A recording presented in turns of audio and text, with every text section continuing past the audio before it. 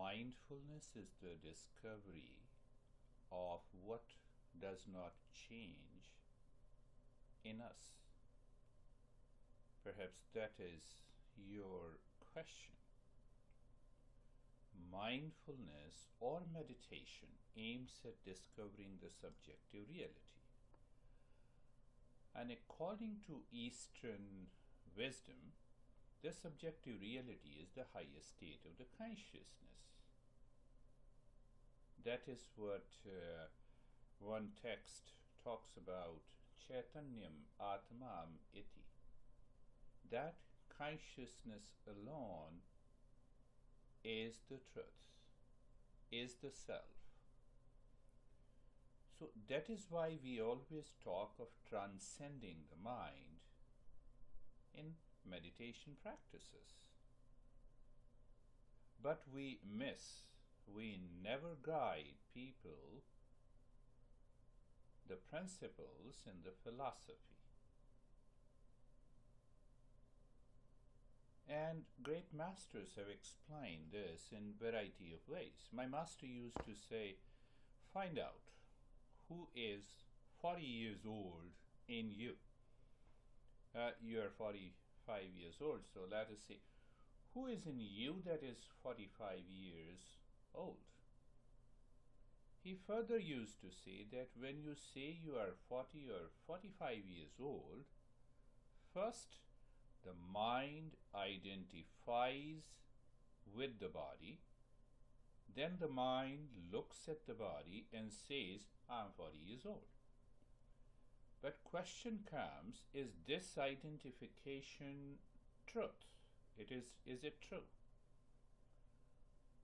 Go a little further.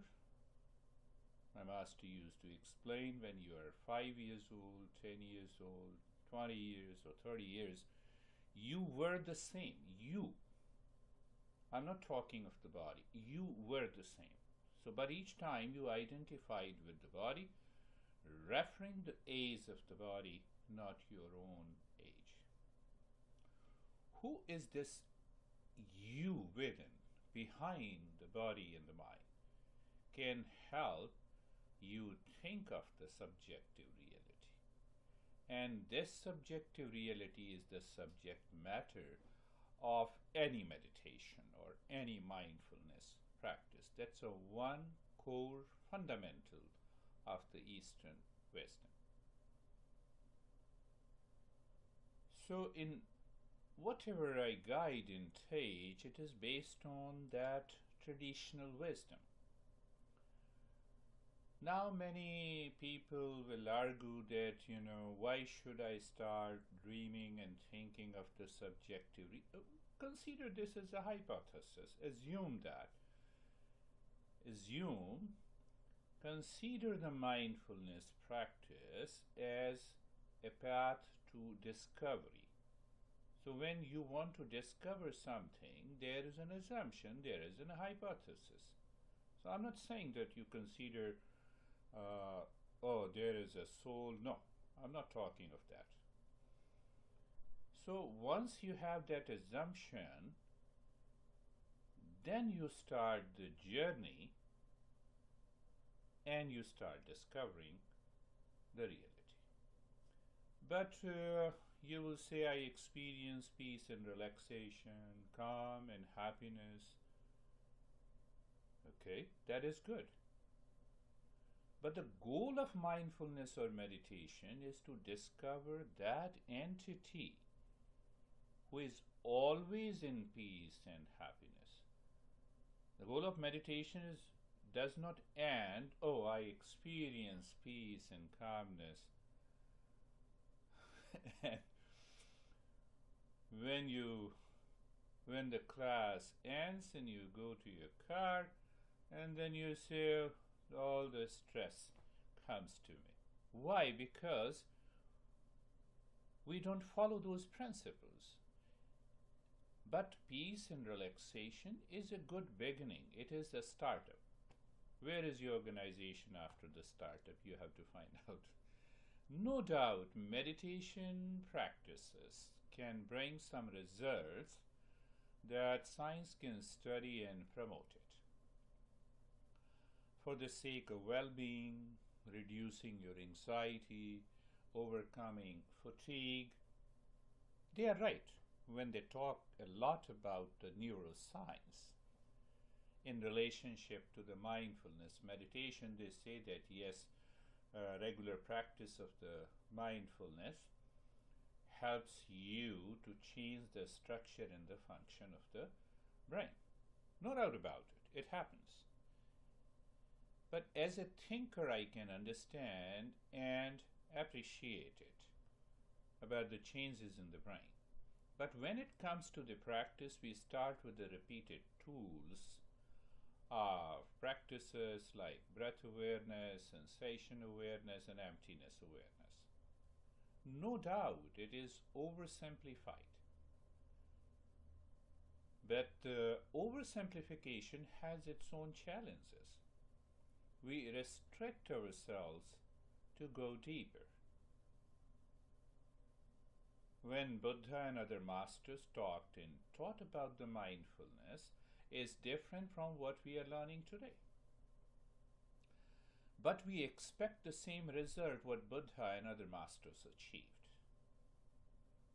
We forget that Buddha spent years together.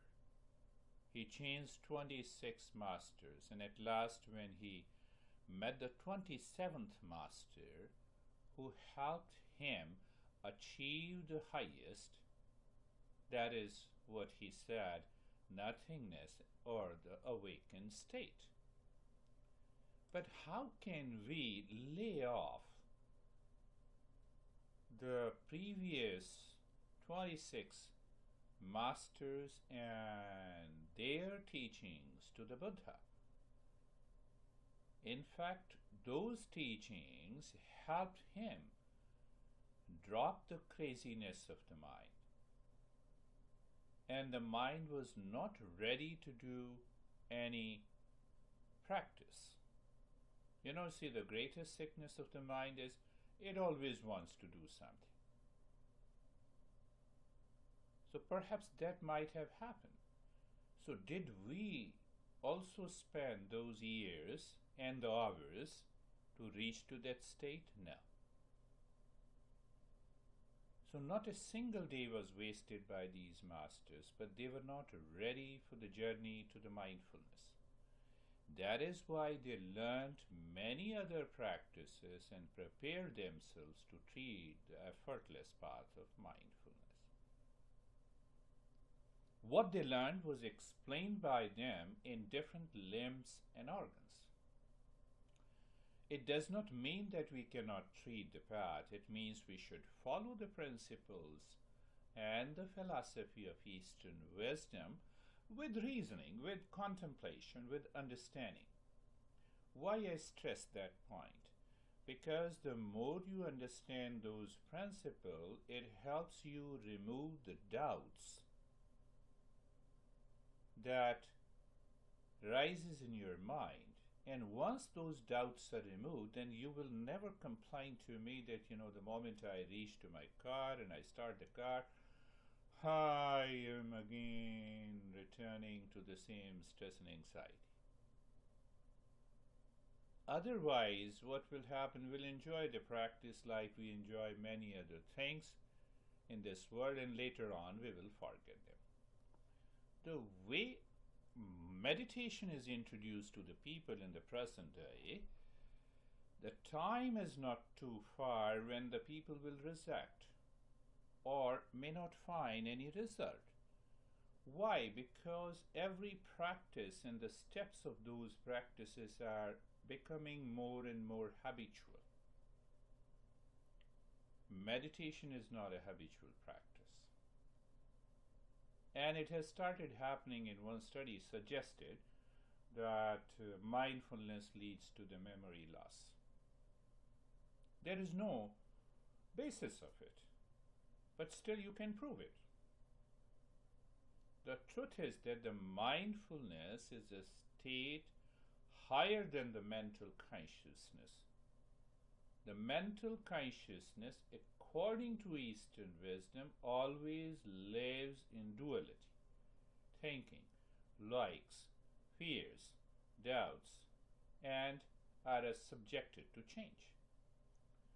So the seeker should contemplate over these questions even if the teacher is not teaching you those principles.